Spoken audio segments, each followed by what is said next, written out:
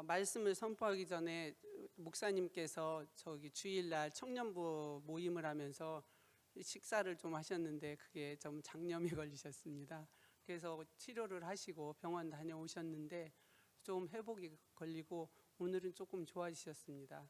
그래서 목사님 오늘 저기 웬만하면 수요 예배 나오시려고 하셨는데 많이 힘드셔서 제가 다시 대신합니다. 목사님을 위해서 많은 중보기도 부탁드립니다.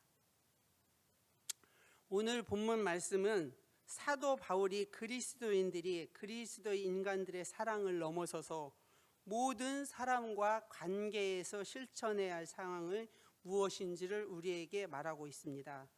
그 속에서 우리는 화평하게 하는 원리와 복 있는 사람이 되는 길과 하나님의 아들이라 불리게 만드는 힘을 이 성경 말씀을 통해서 우리는 발견합니다.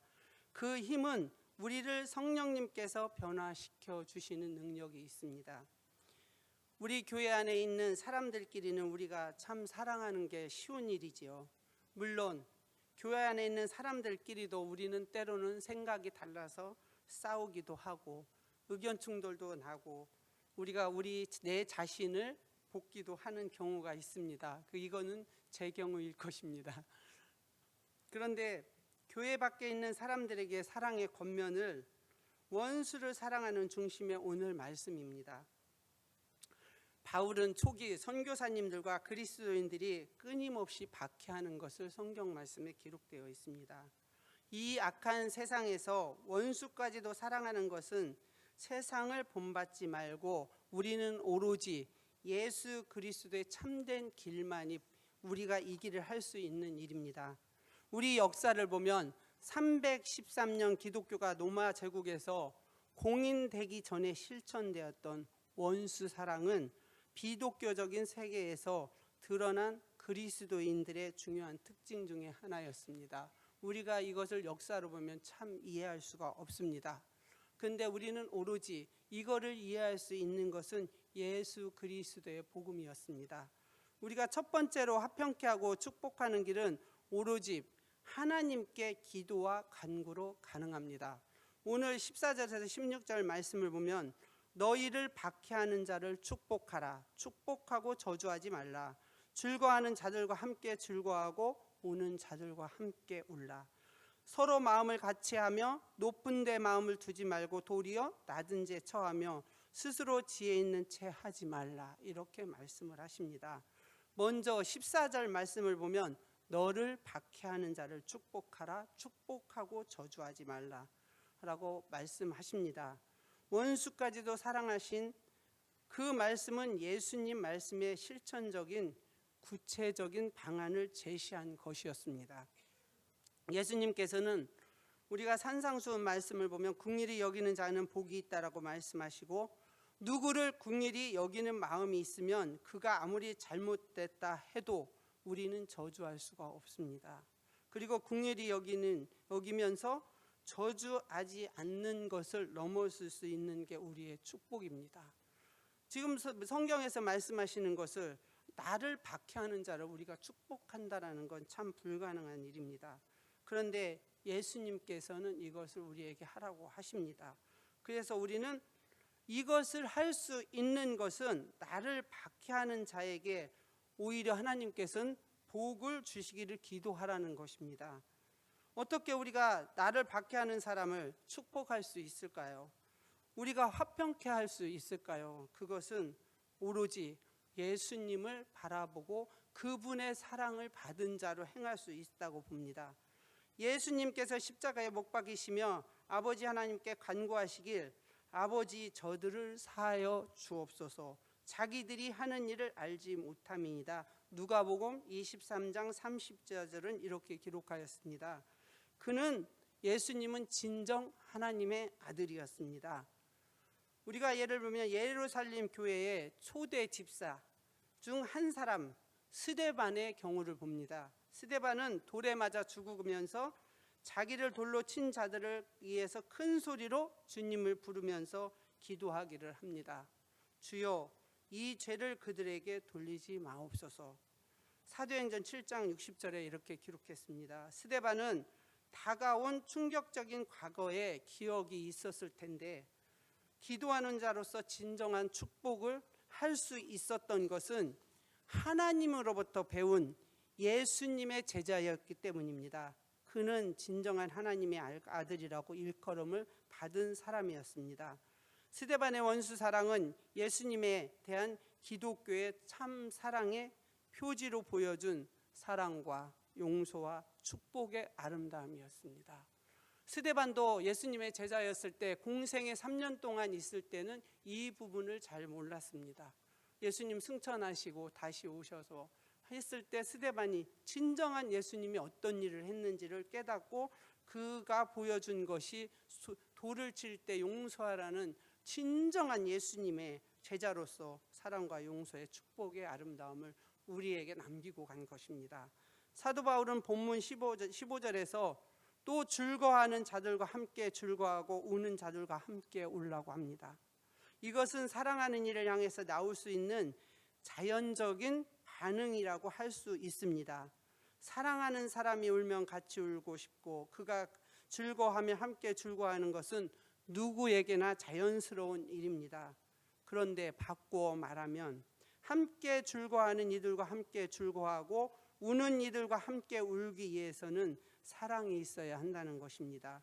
긍휼히 여기는 사람은 복이 있다고 말씀했는데 성경에서 말하는 긍휼은 다른 사람의 자리에서 그의 눈으로 보고 그의 마음으로 생각하고 그의 감정으로 느낄 수 있는 능력을 말합니다. 우리가 긍휼한 마음이 내 안에 있을 때 그 사람이 진정으로 즐거울 때 즐거워해주고 기뻐할 때 기뻐해 줄 수 있는 것이 우리가 하나님이 이루신 화평입니다. 그런데 우리 자신을 한번 생각해 보시기 바랍니다. 내가 그 사람이 싫은데, 그 사람이 좋은 일이 있는데 우리가 과연 이게 즐거워할까요? 그 사람이 정말 아픈데 눈물 흘리는데 우리가 정말 눈물 흘리면서 같이 울어줄까요? 우리는 우리 안에 죄성이 있기 때문에 그게 불가능합니다. 이것은 성령의 능력으로 우리를 하나님이 만져주심으로써 우리가 기도를 드리고 나를 변화시켜 주시는 성령 앞에 순종함으로 가능하다고 봅니다. 그래서 우리는 하나님 앞에 더 기도해야 됩니다. 우리가 기도하는 것은 우리 공동체 안에서 이 화평을 이루고 바른 관계를 세우기 위해서 오늘 말씀하시는 것처럼 우리가 우리 공동체에서 함께 즐거워하고 함께 울고 한 마음으로 예수 그리스도를 바라보는 것을 오늘 성경 말씀에 사도 바울은 이야기를 합니다. 우리는 우리 눈으로 쉽게 보려고 합니다. 내 생각으로 판단하려고 합니다. 우리는 성경에 가까이 하지 않는 행동들을 우리가 오류를 범합니다. 그런데 성경 말씀에서는 정말로 성령이 나를 이끄신 그 삶이 나를 같이 함께 공동체에서 울고 웃게 하는 말씀을 이 말씀에서는 그게 화평이라는 것을 말씀하고 있습니다. 사도 바울은 본문 16절에서 서로 마음을 같이하며 높은 데 마음을 두지 말고 도리어 낮은 데 처하며 스스로 지혜 있는 채 하지 말라라고 합니다.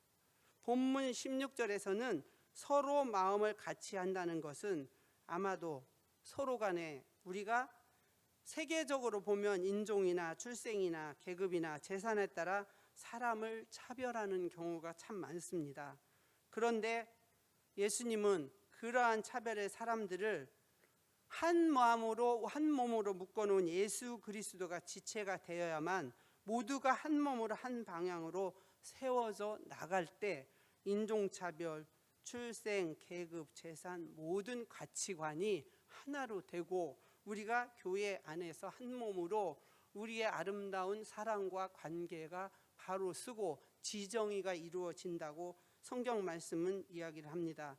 다른 사람들을 잘 섬기는 것이 한 몸의 공동체의 유익입니다. 그래서 우리는 한 몸의 공동체 유익을 추구할 때는 서로 다른 것을 존중하는 것입니다.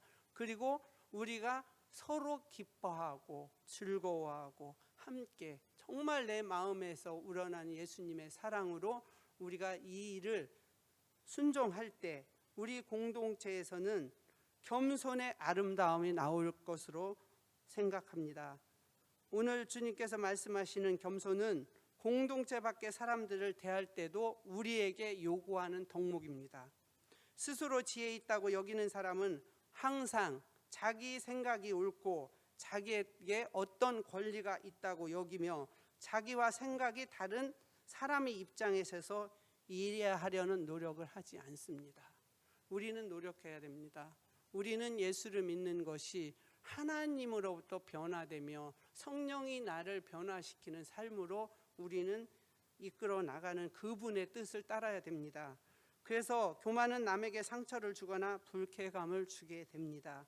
왜 우리가 교만하냐면 교만은 예수님을 모르는 것이 성경에서는 교만이라고 했고 성경 말씀을 모르는 것이 교만이라고 했습니다.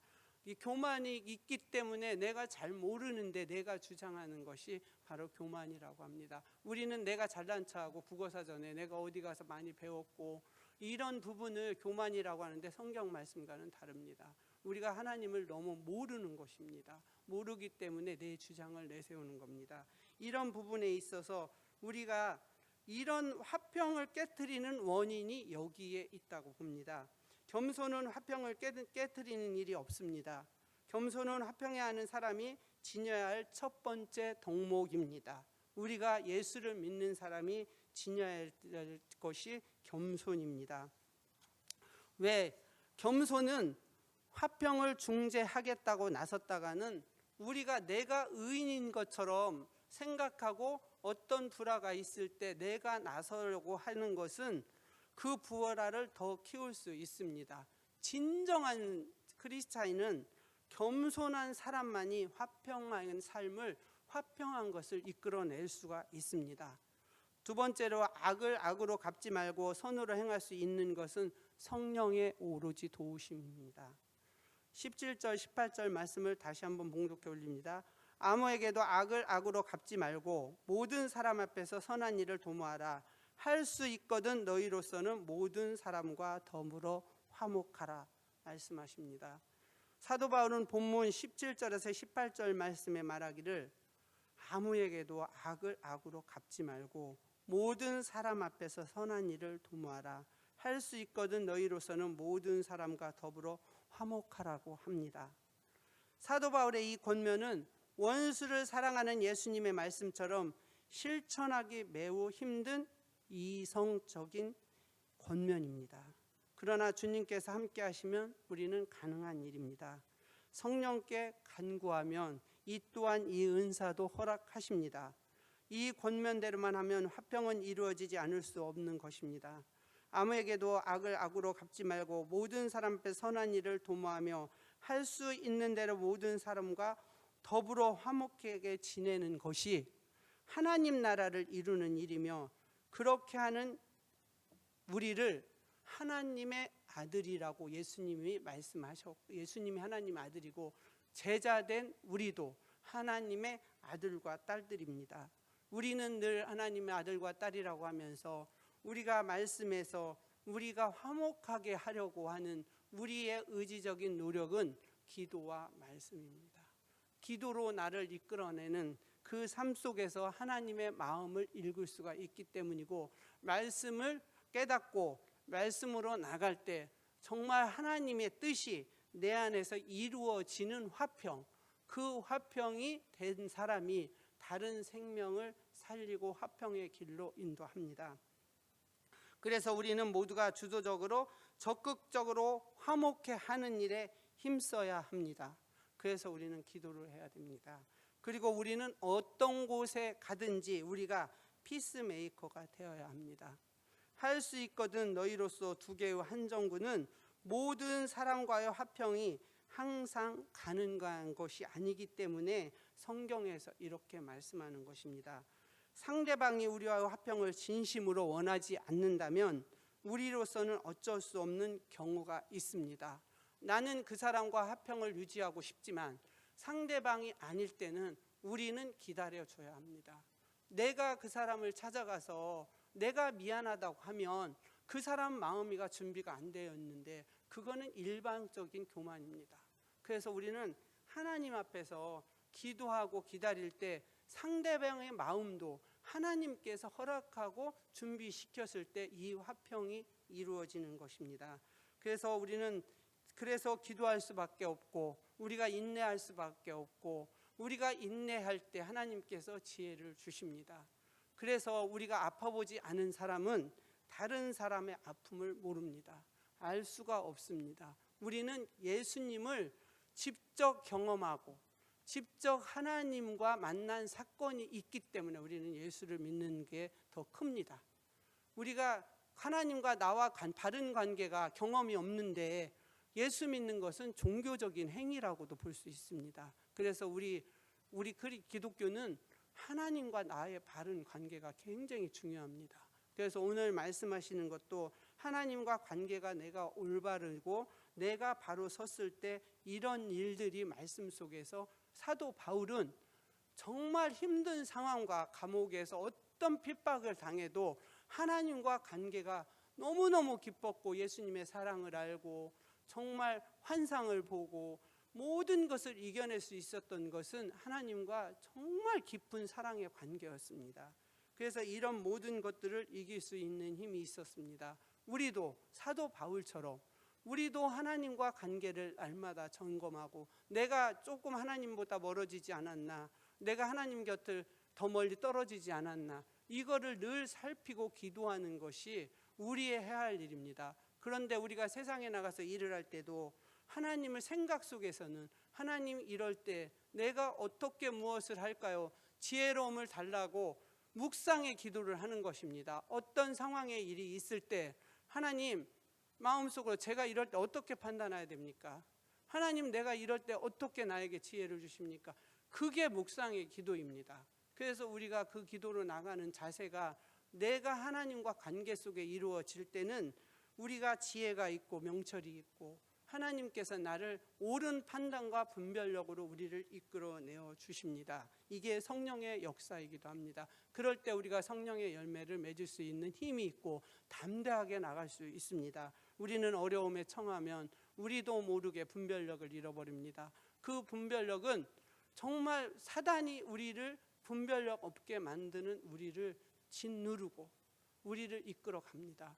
그랬을 때 우리는 정확하게 하나님과 내가 어떤 관계인지를 자꾸 하나님 앞에 점검하는 것이 겸손이고 하나님과 깊은 관계입니다. 세 번째로 우리는 우리의 진노를 하나님께 맡기는 기도를 해야 합니다.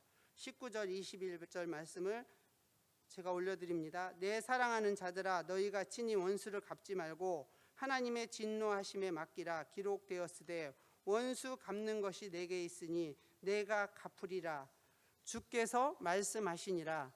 내 원수가 줄이거든 먹이고 목마르거든 마시게 하라. 그리함으로 내가 숯불을 그 머리에 쌓아 놓으리라. 악에게 지지 말고 손으로 악을 이기라. 아멘. 사도 바울은 마지막으로 19절 21절 말씀에서 내 사랑하는 자들아 너희가 친히 원수를 갚지 말고 하나님의 진노하심에 맡기라 기록되었습니다. 원수 갚는 것이 내게 있으니 내게 갚으리라고 주께서 말씀하십니다. 내 원수가 줄이거든 먹이고 목마르거든 마시게 하라. 그리함으로 내가 숯불을 그 머리에 쌓아 놓으리라. 악에게 지지 말고 손으로 악을 이기라 합니다. 원수의 머리에 숯불이 쌓이게 하는 것은 그에게 무서운 심판의 불이 내리게 하는 것을 말합니다.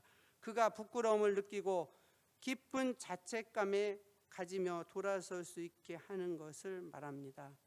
그런데 하나님은 인간의 복수 행위를 금합니다. 구약 성경에서는 이에서 이, 눈에서 눈 이렇게 말씀하시지만 우리가 하기를 원하지 않습니다. 그거는 하나님의 몫입니다. 잠언 20장 22절 말씀을 보면 말씀에 너는 악을 갚겠다 말하지 말고 여호와를 기다리라. 그가 너를 구원하시리라 말씀하시고 잠언 24장 29절 말씀에도 너는 그가 행함같이 나도 그에게 행하여 그가 행한 대로 그 사람에게 갚겠다 말하지 말지니라 하십니다.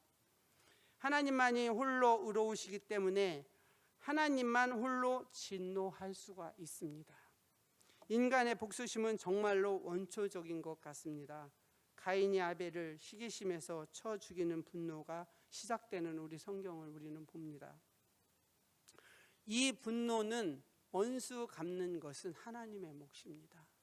그래서 내가 억울하고 내가 아프고 힘들 때 우리는 더 힘써 기도해야 됩니다. 하나님이 하나님 방법대로 오늘 말씀처럼 갚아주십니다. 그런데 우리는 우리가 하려다 보니 많은 오류를 범합니다. 많은 것을 잃고, 특히 우리는 그 오류를 범하면서 많은 상처가 또 우리 안에 있습니다. 우리는 그래서 하나님이 하는 것을 우리가 하려고 할 때 그것 또한 교만입니다. 우리는 하나님이 우리에게 말씀하시는 것만이 하는 것이 주님 앞에 아름다운 순종입니다. 복수의 전형적인 예를 보는 영화 제목 테이큰에서 인간의 복수심을 잘 드러내는 영화 한 편이 있습니다. 리암 니스의 영화 테이커 3에서는 더 전형적인 구도로서 복수심을 드러내주는 영화였습니다. 하지만 성경 말씀에서는 영화 제목처럼 복수는 나의 것이 아니라 하나님의 것임을 말해줍니다. 우리가 영화를 보면 끝장면에서 복수해서 그 사람이 죽거나 사라져야 속이 시원하다는 느낌을 한 번쯤은 생각해 보셨을 것입니다. 그런데 만약에 용서를 했다고 하면 관객들은 그 영화를 두 번 다시 보지 않으려는 게 인간의 습성인 것 같습니다. 그 습성이 내재되어 있는 부분이 우리의 죄의 습성입니다. 아인과 가벨의 그 살인, 그것이 정말 시기 분노에서 나온 것입니다. 우리가 우리 안에 있는 시기와 분노가 얼마나 우리 죄고 큰 건지 우리가 성경을 통해서 배웁니다. 복수를 하지 않고 하나님께서 복수를 맡긴 전형적인 의인의 예가 바로 다윗입니다. 다윗은 자신을 죽이려는 수많은 위험과 살기에도 굴하지 않았습니다. 더군다나 사울을 개인적인 분노에 의해 죽일 수 있는 기회도 2번이나 있었습니다. 그러나 그 기회를 살리지 않고 하나님께 맡깁니다. 그것이 다윗의 이대한 점이었다고 성경은 말씀합니다. 사울은 결코 길보아 전투에서 패배함으로 자살하지 않았을까 하는 생각을 해봅니다. 성경학자들이 이렇게 보는 견해가 있습니다. 근데 너희가 친히 원수를 갚지 말고 하나님 진노하심에 맡기라고 하신 이 말씀에 다윗은 참 아름답게 순종했습니다. 우리가 무슨 일을 하나님 앞에 맡긴다 하더라도 하나님께서 나의 원수에게 큰 벌을 내리시기를 비는 것은 원수를 사랑하는 가르침과 조화가 맞지 않습니다.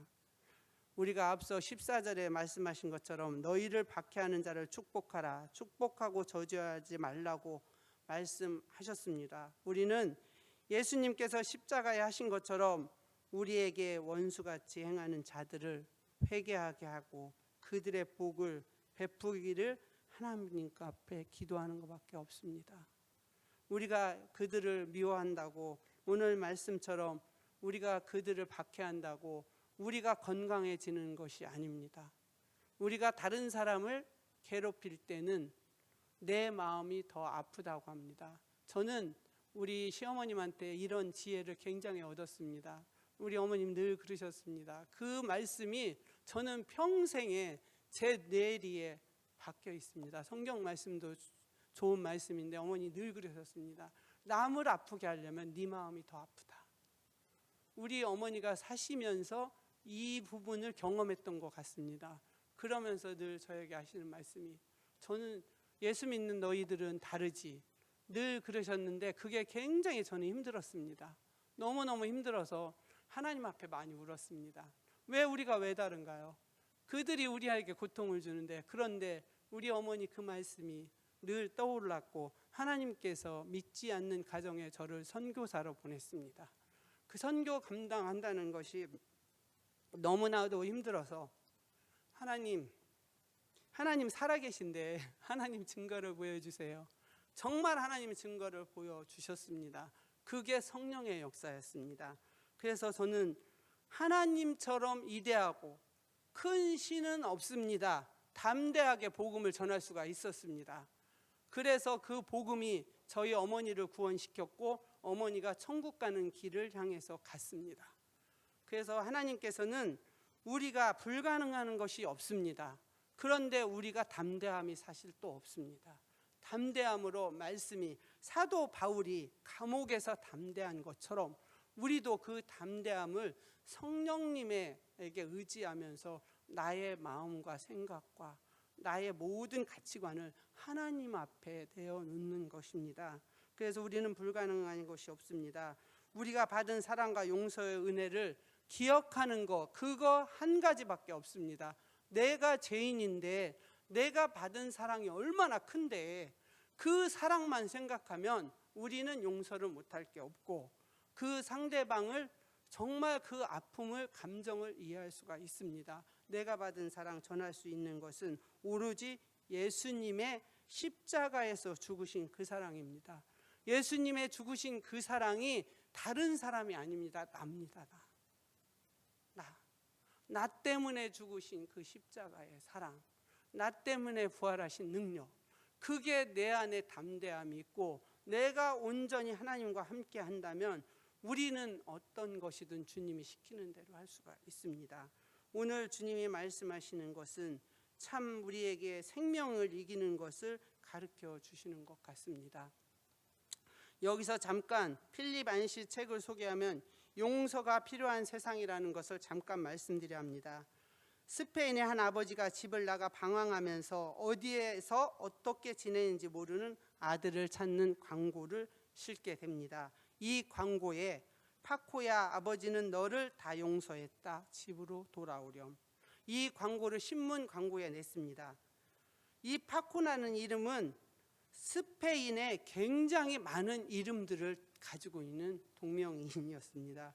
그 광장에 수많은 아들들이, 수많은 파코들이 아버지의 용서의 기사를 보고 그 광장에 나왔다고 합니다. 이 이야기는 어네스트 해밍웨이의 캡틴의 머리에서 나온 내용이 아닌가 추측하는 내용도 있습니다. 그런데 작가 어네스트 해밍웨이는 용서에 굶주린 사람이었습니다. 관용과 굶주림인 사람이었던 해밍웨이를 우리는 떠오르면 노인과 바다의 이미지를 떠오르지만 그는 젊은 시절의 사진을 보면 굉장히 미남이었습니다. 20대부터 기자 생활을 하면서 전쟁터에서 부상을 당하기도 하고 여러 가지 산전수전을 다 겪은 그였지만 그는 어머니의 사랑에 그리운 아들에 불과했습니다. 필립 안시는 해밍웨이가 노벨 문학상 작가였음에도 불구하고 그가 권총인지 엽총인지 자살할 수밖에 없었던 배경에서 그렇게 쓰여진 것을 설명을 합니다. 그의 어머니는 청교도적인 신앙한 기독교 신자였습니다. 이 부분을 제가 말씀해 드리냐면 우리는 다 어머니이고 부모인데 너무나도 가슴이 아픈 부분이기 때문에 이 말씀을 드리고자 합니다. 청교도적인 신앙은 아주 뛰어난 신앙이라고 합니다. 해밍웨이는 더 하나님으로부터 도망치게 한 것이 이 어머니였다는 것을 엿봅니다. 그의 어머니는 항상 그에게 은혜를 강조하면서 부모와 자식의 도리를 가르쳤고 그에 따른 보상을 바랬던 것 같습니다. 마치 부모가 이만큼 베풀었으니까, 내가 너를 이만큼 키웠으니까. 아들은 해밍웨이의 부모에 비어진 은행 잔고에 불과했습니다. 참으로 안타까운 일입니다. 아들을 키워놓고 아들에게 바라는 것은 선물과 돈과 보상을 바랬던 것 같습니다. 그것은 은혜가 아니고 보상의 대가이고 비은혜인 것입니다. 우리는 자식을 키움으로써 하나님이 나한테 대리인으로 맡긴 인격적인 자녀로 키워내는 것이 우리의 의무고 다하는 것입니다. 청교도 신앙이라는 것은 미국에서 아주 유명합니다.